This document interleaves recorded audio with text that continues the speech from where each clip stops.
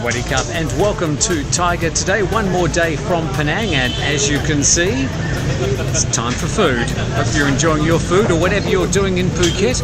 Now, one of the big stories today is that the governing body that controls emergency and rescue workers around Thailand is saying they need to have more training. In fact, they're going for 40 hours of training compared to the current 24 hours of training.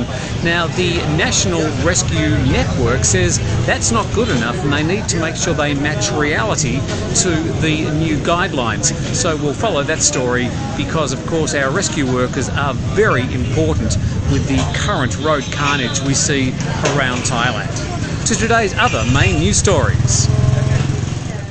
Residents of 8 communities in Narathiwat's Songkhla Kalok district have moved out of temporary shelters back to their homes after floodwaters significantly receded yesterday in the deep south.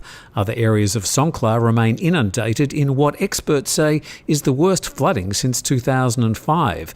Meanwhile, 2 women are missing and 50 people had to be rescued after their bus was washed off a road by a strong flood current in Nakhon Si Thammarat. On their way back to Suratani, the bus slipped off a wet road into a flooded area. The Royal Thai Police have unveiled a record seizure of drugs in the capital with 12 million methamphetamine pills and 12 kilograms of crystal methamphetamine. Police General Chakchip Chaijinda says the seizure follows the arrest of Pongsakorn Pawon, a drug suspect in Samut Prakan earlier this month. Police intercepted a shipment from the north down to Bangkok based on information provided by Kung Pongsakorn. And in another haul down south, police and army officers have raided a storage area containing smuggled cigarettes in Songkhla's Sadeo district and seized 791 boxes worth 11 million baht.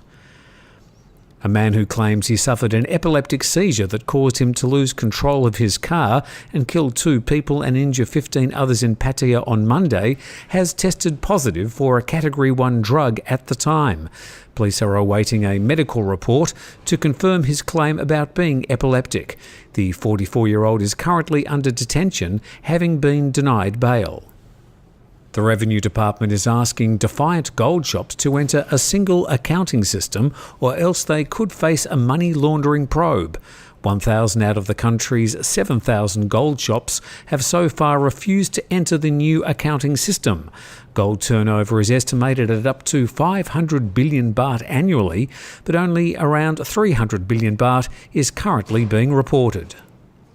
And Deputy PM and Defence Minister General Prawit Wongsuwon has landed himself in hot water after being caught wearing a flashy watch costing millions of baht in a recent photo. The photograph shows him wearing an expensive timepiece, a Richard Mille watch that would have cost between 4 and 10 million baht and usually worn by athletes at the top of their profession, like Rafael Nadal. He was also wearing an expensive diamond ring. Prawin, the king of bling. Well, that's all the main news stories from around Phuket and Thailand today. The King's Cup is into day 3 today. Looks like they've got some very fresh breezes out there.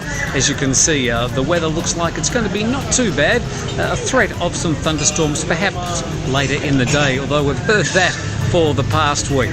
Thanks for joining us on Tiger Today. We'll be back in Phuket tomorrow. We'll see you then.